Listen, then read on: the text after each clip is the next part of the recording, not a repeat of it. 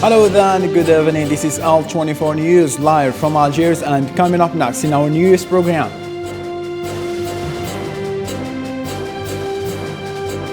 Two days after the eruption of Tonga volcano in Tonga, local authorities are calling for immediate aid to the South Pacific Island Plus.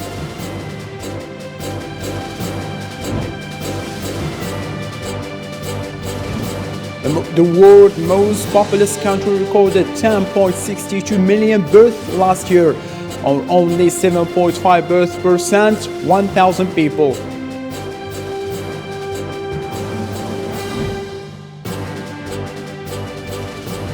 North Korea fired two suspected short-range ballistic missiles today, Monday, from an airport in its capital city of Pyongyang.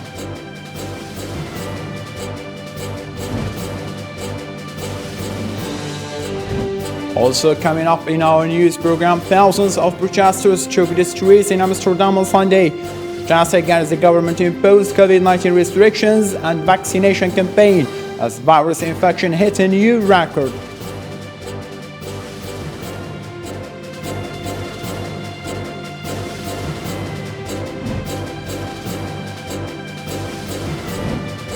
Former Ukrainian President Petro Poroshenko arrived back in Ukraine today, Monday, to fight treason charges after he was involved in illegal sales of large amounts of coal that helped finance Russia-backed separatists in eastern Ukraine.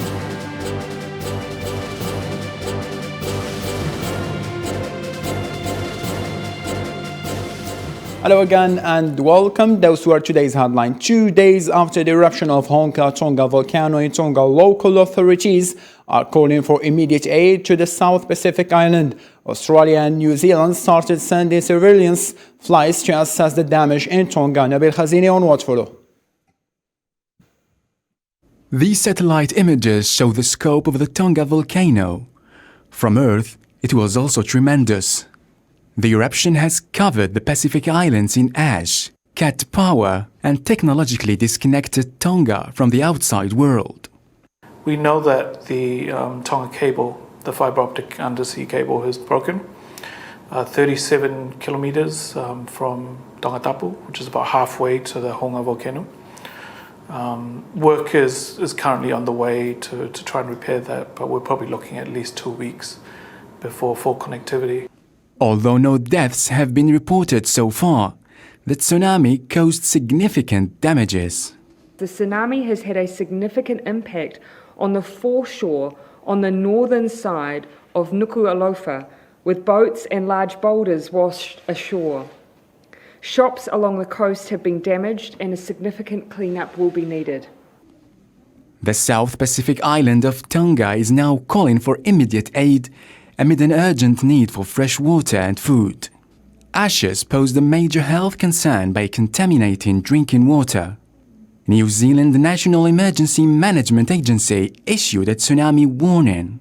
The country, along with Australia, are sending surveillance flights to assess the extent of the damage and to provide assistance. With the Government of Tonga, with Her Royal Highness, the High Commissioner of Tonga in Canberra, to ensure that we are able to deliver the sort of support that we provide to our Pacific family and our Pacific friends. The calls for assistance come 2 days after a massive eruption triggered tsunami waves around the Pacific. And now, another large eruption has been detected at the Tonga volcano, urging more humanitarian assistance to the South Pacific Island and its people. China's economy expanded by 8.1% in 2021, but Beijing faces pressure to sharp activity after an abrupt slump in the second half as the ruling Communist Party forced its vast real estate industry to cut up surging debt. Government data showed that growth in the world's second largest economy sank to 4% over a year earlier in the final 3 months of 2021. In the same line of thought, the world's most populous country recorded 10.62 million births last year, or only 7.5 births per 1,000 people. New births in 2021 dropped 11%, 0.6 from 12.02 million in 2020, a gentler decline the 18% plunge this year from 14.65 million in 2019. Chinese demographers have warned that if a downward trend continues, China's population could start sinking soon. According to China's National Bureau of Statistics, the 2021 birth rate of 7.52% over 1,000 people in the lowest since 1949, when the National Statistics Office began recording data, increasing pressure on officials to encourage the population to have children. North Korea fired 2 suspected short-range ballistic missiles today, Monday, from an airport in its capital city, Pyongyang. South Korea's military reported the 4th test this month to demonstrate its expanding missile arsenal. The minimum self-isolation period for people testing positive for COVID-19 in England has been cut to 5 full days. The quarantine period has been reduced after a review of the medical evidence to help ease staff shortages across the economy. But people will need to produce negative lateral flow tests on days 5 and 6 of their isolation. Meanwhile, 16 and 17 years old are now able to book a booster jab or attend a walk-in vaccination center in England. To help these people leave isolation safely. After reviewing all of the evidence, we've made the decision to reduce the minimum self-isolation period to 5 full days in England. In France, the French Parliament gave final approval to the government's latest measure to tackle COVID-19 restrictions. Under the new rule, people in France will be required to have a certificate of vaccination to enter public places like restaurants, cafes, cinemas, and long-distance trains. The new measures, including a vaccine pass, was contested by anti-vaccine protesters in France.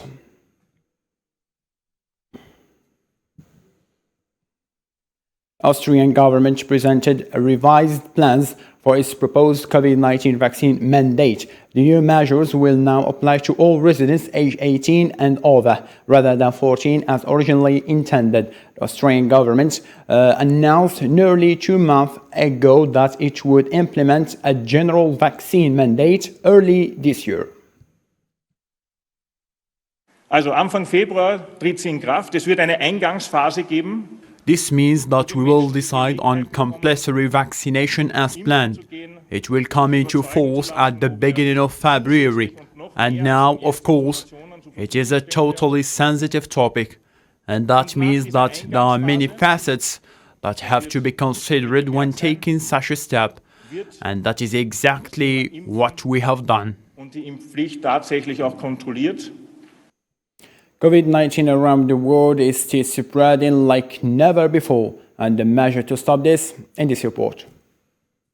France's parliament has approved a law that will exclude unvaccinated people from all restaurants, sports areas and other venues. The central measure of government efforts to protect hospitals amid record numbers of infections driven by the highly contagious Omicron variant. In China, the city Qian has gradually begun lifting restrictions after more than 3 weeks of lockdown, following a coronavirus outbreak last month that officials attributed to the Delta variant. India has reported the highest daily count of new novel coronavirus infections, with more than 271,000 cases recorded in the last 24 hours. In the United Kingdom, vaccinated travelers will not be asked for COVID-19 tests on their return from holidays, starting from next month. According to Health Ministry, a 3-week baby has died due to severe infection with COVID-19 in Qatar. The baby had no other medical or hereditary conditions and was the second child to have died in the country since the pandemic began.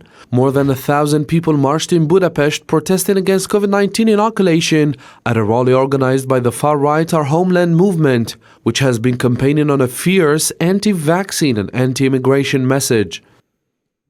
Thousands of protesters took the streets in Amsterdam on Sunday to protest against the government-imposed COVID-19 restrictions and vaccination campaign as virus infection hit a new record. Zara Fujani on What Follow.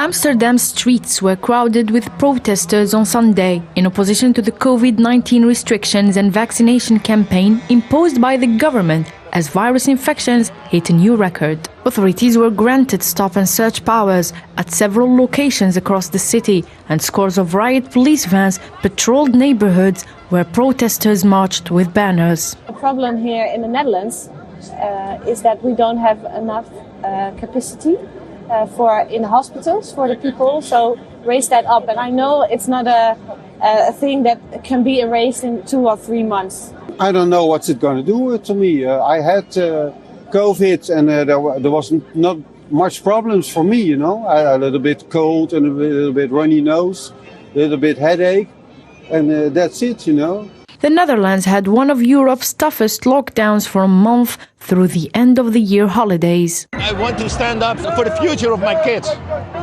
That's important. Amid growing public opposition, Prime Minister Mark Rutte on Friday announced the reopening of stores, hairdressers and gyms, partially lifting a lockdown despite record numbers of new COVID-19 cases. On all sides, the pressure is increasing to let go of measures, and it's actually very ununderstandable. Data published by the Netherlands Institute for Health showed infections reached another record high, above 36,000 on Sunday. Rutte's government ordered the lockdown in mid-December as a wave of the Delta variant forced the health system to cancel all but the most urgent care, and it appeared the rise in Omicron cases would overwhelm it. El Salvador's peace accords between government and left-wing guerrillas, which ended a decade-long civil war that claimed at least 75,000 lives, marked its 30th anniversary this month. The agreement calls for a ceasefire and the demobilization of guerrillas fighters, thereby turning the Farabando Marta National Liberation Front into a political party. 2 teenagers have been arrested in Manchester after a British man flew to the US, bought a weapon and held people hostage during a 10-hour standoff at a synagogue in Texas. Malik Faisal Akram, originally from Blackburn in Lancashire, was shot dead when the FBI entered the congregation Beth Zion in Colleyville on Saturday night.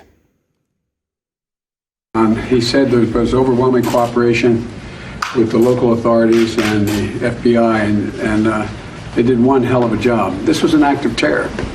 This was an act of terror, and it not only was related to someone who had been arrested, I might add, 15 years ago and been in jail for 10 years. The idea is there was something new. And they did just a great job. I also told him that I wanted to make sure we got the word out to synagogues and places of worship that we're not going to tolerate this, that we have this capacity to deal with assault on particularly the anti-Semitism that has grown up. Boris Johnson's attempt to move on form for the Partygate scandals has been hit again today after he was accused of attending another party. Early on Monday, Education Secretary Nadeem Zahawi denied that Mr. Johnson was in a danger of losing his position over Partygate. British Prime Minister Boris Johnson has been involved in an ongoing scandal over a number of parties that were held at Downing Street during lockdown measures, while the public was being told to obey social distancing rules. If he's done it and he's been aware of it, then obviously, he needs to be held accountable. He's the local MP for around here. Have you voted for him in the past? Yes. Would you vote for him again? Well, I think we've got to see what comes out of what's happening now, isn't it? If I voted Conservative in the past... Would you now? No, not while he's party leader. No way. Johnson apologized for attending the party, saying that he did not know in advance about the May 20th garden event at Downing Street, though he insisted it was a work event. Keir Starmer, the leader of the opposition Labour Party, accused Johnson of breaking COVID laws amid numerous allegations of parties and gatherings that were held by government staff. This self-indulgent Tory party is having a fight about a leader who they should have known from the start is not fit for office. But we've got other massive challenges facing this country, massive challenges. We've got a Prime Minister who is absent, he's literally in hiding at the moment, and unable to lead. And so that's why I've concluded that he's got to go. In addition, the Education Secretary Nadim Zahawi says he has confidence in the PM in the face of Partygate, saying it is impossible to condemn a man without an investigation. I think he is absolutely right when he says it's not true, because I think ultimately the Sue Gray investigation will be able to look at all that, and he's obviously submitted himself to that investigation, and Sue Gray, as I know, the civil service and how they will conduct their inquiry. The cabinet minister said Mr. Johnson would remain in place, but acknowledged mistakes had been made by Downing Street staff after they breached lockdown rules on multiple occasions. North Carolina Governor Roy Cooper and state emergency management officials are giving an update on the winter storm that's been impacting on the state. The briefing began shortly after 12 p.m. Sunday at the Emergency Operations Center. Cooper says significant icing is causing issues for the central part of the state and that there have been a number of wrecks on the roads. We've been preparing for a dangerous winter storm that'll threaten North Carolina later tonight and tomorrow. Our forecasters expect significant impacts across our state. If you hadn't already, now is the time to get prepared. This storm's a menace. As much as a foot of snow is expected to fall in the mountains and foothills, and in central North Carolina, freezing rain and sleet on top of some snow will fall. Former President Donald Trump held his first political rally of the new year in Arizona on Friday, continuing to insist that he had won 2020 election without evidence. At the large rally in Florence, Arizona, Trump again claimed that he had actually won the state in 2020, despite having lost to Joe Biden 49.4% to 49.1%. Trump won the state handily in 2016 against Hillary Clinton by over 4 percentage points. Ukraine said on Sunday it had evidence that Russia was behind a massive cyber attack this past week. Cyber attack which hit the Foreign Ministry, the Cabinet of Ministers, and the Security and Defense Council, among others, comes as Kiev and its allies have sounded the alarm about a possible new Russian military offensive against Ukraine.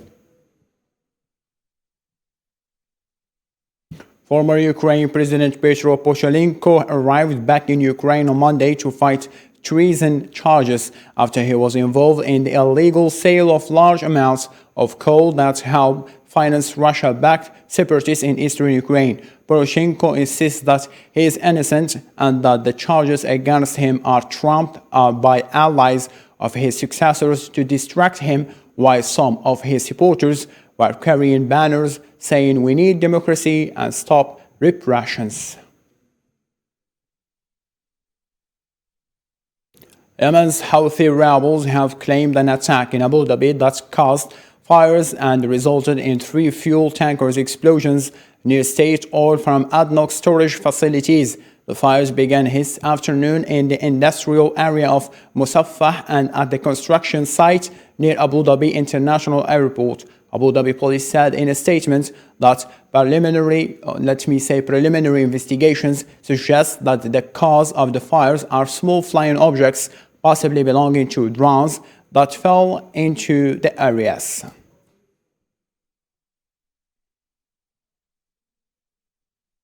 Late on January 16th, 2 explosions happened in Baghdad's Kurdan area. According to reports, the explosives were made at a bank and liquor shop in the vicinity. 2 people were hurt in events, but no damage has been reported yet. Although no organization has claimed responsibility for the assaults, a series of bombing targeting political party headquarters have occurred in Baghdad in the recent days. Ibrahim Boubacar Keïta, the former president of Mali who led the West African country from 2013 until his overthrow in a coup in 2020, died at the age of 76 in Bamako after a long disease battle. Hussein Burkan on what's follow. Tributes have continued to flood in for former Malian President Ibrahim Boubacar Keïta, who was overthrown by Colonel Assimi Goïta in an August 2020 military coup. Keita died after a long struggle with illness at the age of 76. Keita was born in the southern industrial city of Koutaïla, which was the center of cotton production in the country before the decline of the industry. After studying literature in Mali, Senegal, and France, Keita worked as an advisor to the European Union's Fund for External Development before heading up a development project in northern Mali. Keita was opposed by General Moussa Traoré, the former president who was overthrown by a military coup in 1991. When Keita became prime minister between 1994 and 2000, he gained a reputation as a tough leader after he aborted a series of strikes, which paved the way for his landslide victory in the 2013 presidential elections after losing in 2002 and 2007 elections. After resigning and being arrested by the Goïta administration, Keita was eventually released and allowed to travel to the United Arab Emirates for medical treatments on many occasions. In a message on Twitter, the head of Malian diplomacy, Abdoulaye Diop, said, "Very saddened to learn of the death of the former president Ibrahim Boubacar Keita, with whom I had the honor of serving Mali as Minister of Foreign Affairs. It's with great emotion that I bow before his memory. Sincere condolences to his family." The president of neighboring Senegal, Macky Sall, also tweeted saying, "I am saddened to learn of the death of Mr. Ibrahim Boubacar Keita, former president of the Republic of Mali. My heartfelt condolences to his family and to the people of Mali. Friend and brother, rest in peace." For its part, the President of the Republic, Abdelmadjid Tebboune, extended on behalf of the Algerian government and people a message of condolences to the President of the Transitional Authority and the head of the state of the Republic of Mali on the death of the former President of the Republic of Mali, Ibrahim Boubacar Keita. Interior Secretary Deb Haaland announced that her agency will formally begin the process of identifying the federal waters to lease the wine developers by 2025. This step will fuel the United States with a greater deal of sustainable energy that will make a sustainable leap in the economy of the country. Osama Yadi. President Biden's administration greenlit a major offshore wind project to supply power to New York, arriving as part of a broader push to build out renewable energy and tackle climate change. The plan will enable the U.S. to develop large-scale wind farms along nearly the entire coastline, the first long-term strategy from the government to produce electricity from offshore turbines. The announcement came months after the Biden administration approved the nation's first major commercial offshore wind farm off the coast of Martha's Vineyard in Massachusetts, and began reviewing a dozen of other potential offshore wind projects along the East Coast. The Interior Department is laying out an ambitious roadmap as we advance the administration's plans to confront climate change, create good-paying jobs, and accelerate the nation's transition to a cleaner energy future. The announcement, which seeks to advance Biden's ambitious climate change agenda, comes as a sweeping legislation to support those goals is stalled in Congress. Biden has pledged an all-of-government approach to fight global warming and decarbonize the U.S. electricity grid by 2035. Developers will be required to make every reasonable effort to use union labor to build their projects and to outline plans for supporting creation of a domestic supply chain for the industry. Tennis star Novak Djokovic has lost his chance to defend his Australian Open title after an Australian court upheld a government deportation order. Shortly after the ruling, federal agents escorted Djokovic, who is not vaccinated against the COVID-19, to the airport in Melbourne, where he was boarded in the Emirates airport flights bound for the United Arab Emirates.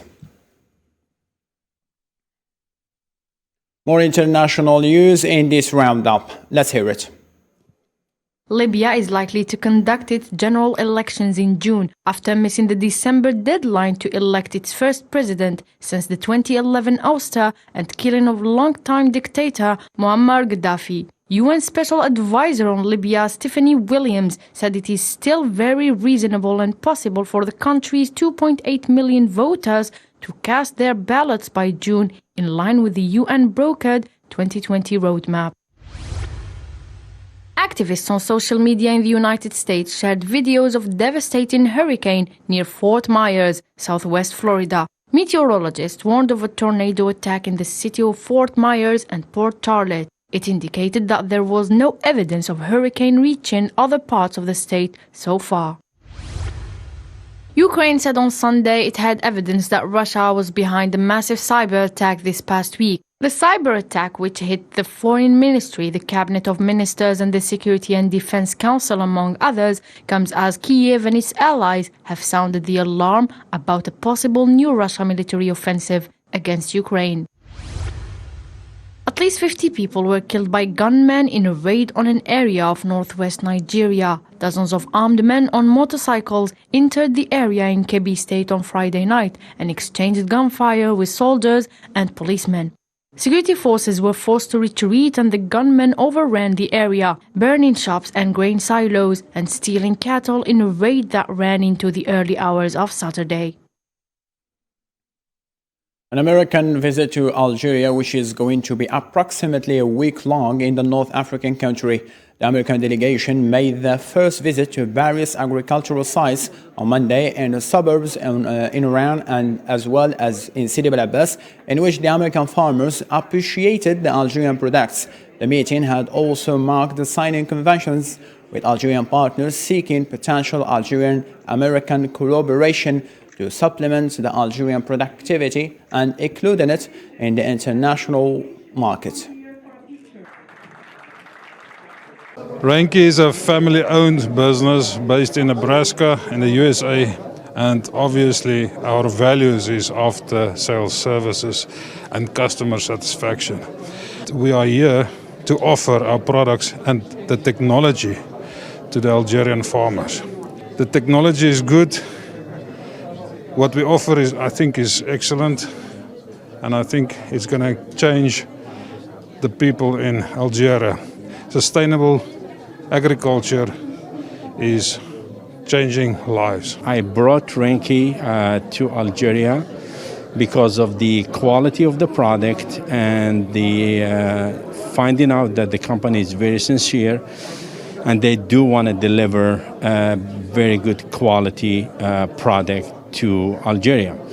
Our product basically, it is made in the US 100% and is shipped out of the US to Algeria directly. So basically the deals, they're going to go straight between the farmer and Renke in Nebraska. And to grasp the topic better, our L24 reporter Islam Seed is there and has more to be informed. Islam, good afternoon. Let me say good evening. What can you tell us about the latest concerning this agricultural partnership with American farmers?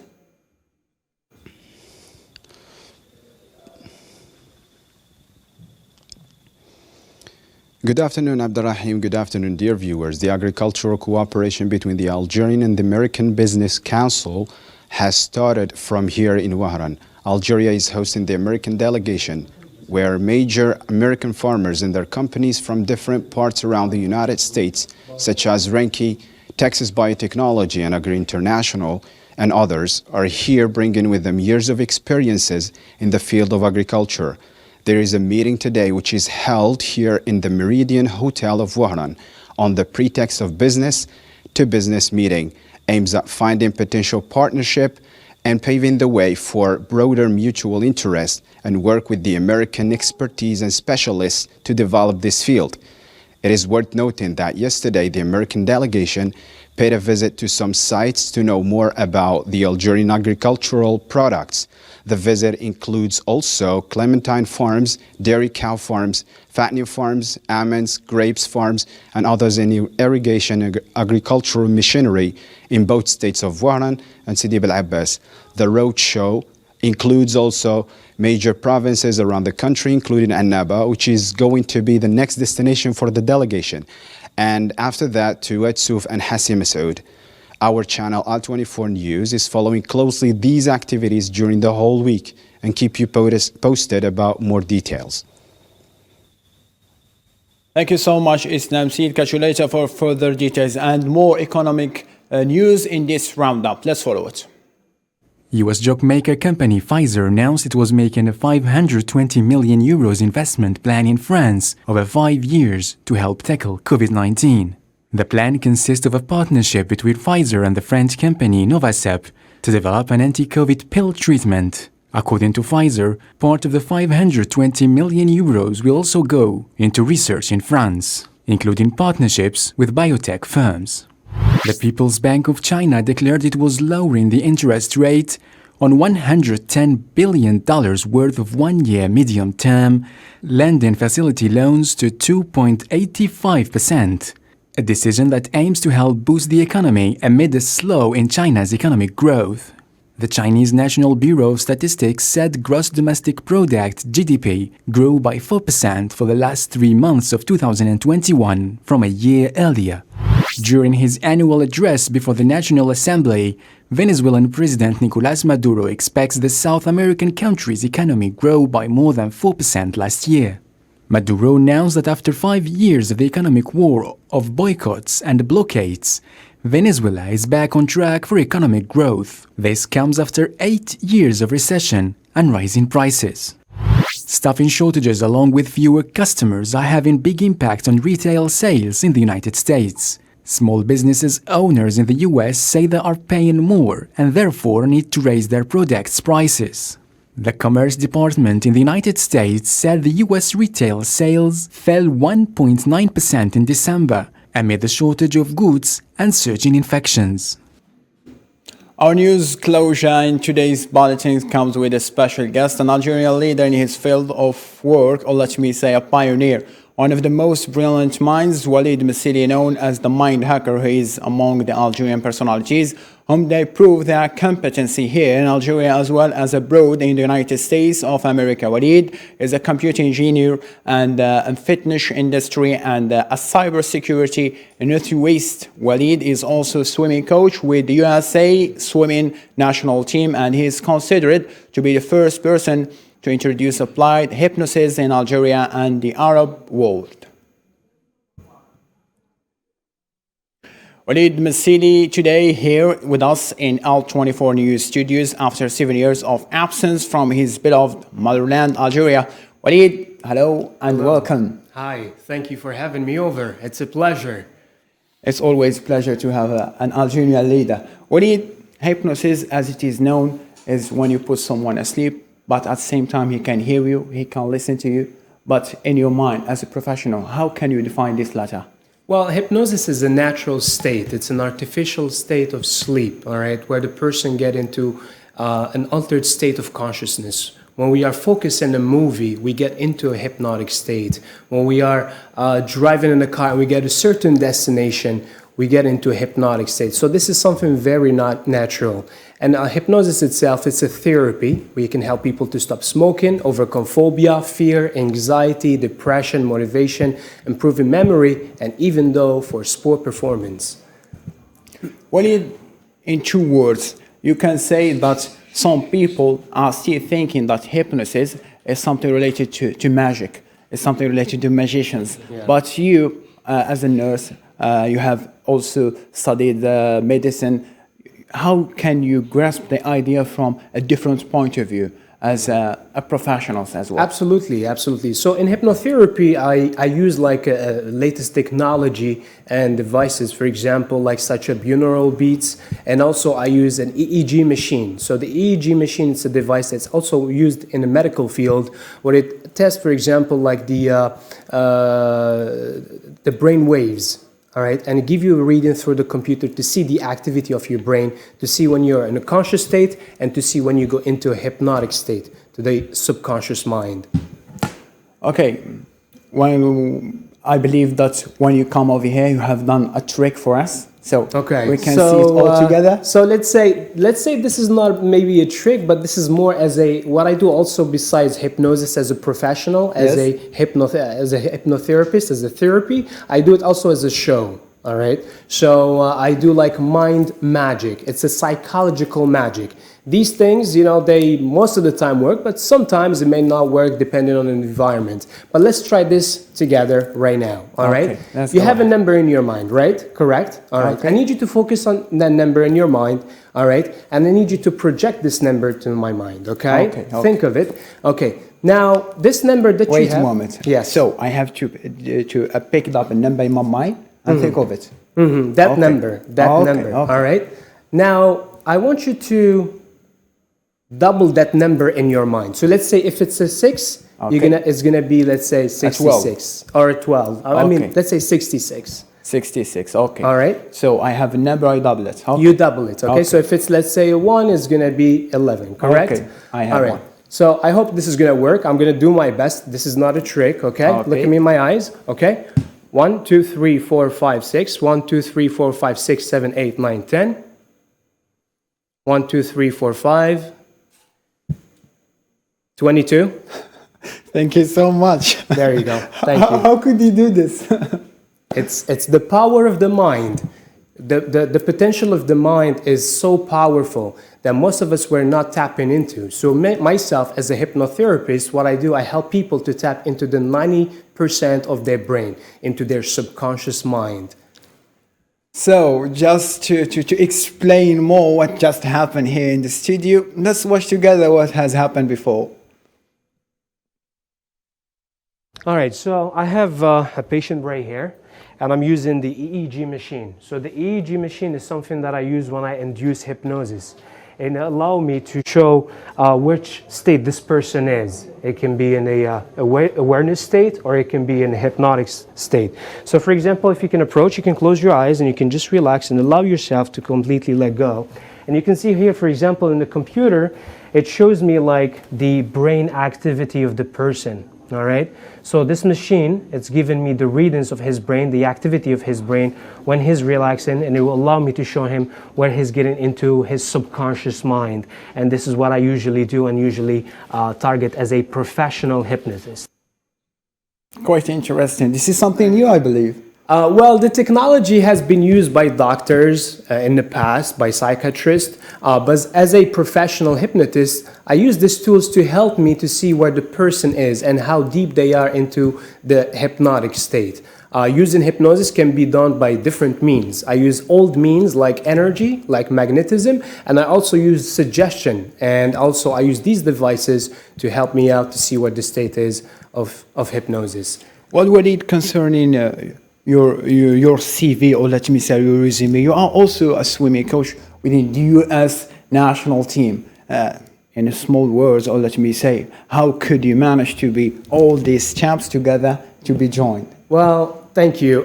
This is one of the things. When you know how to use your mind, when you know to unleash the full potential of your subconscious mind, you can create miracles around you. All right. Many people, they look for miracles, but the miracles, it's here and it's here. If you use it well, you will make it happen.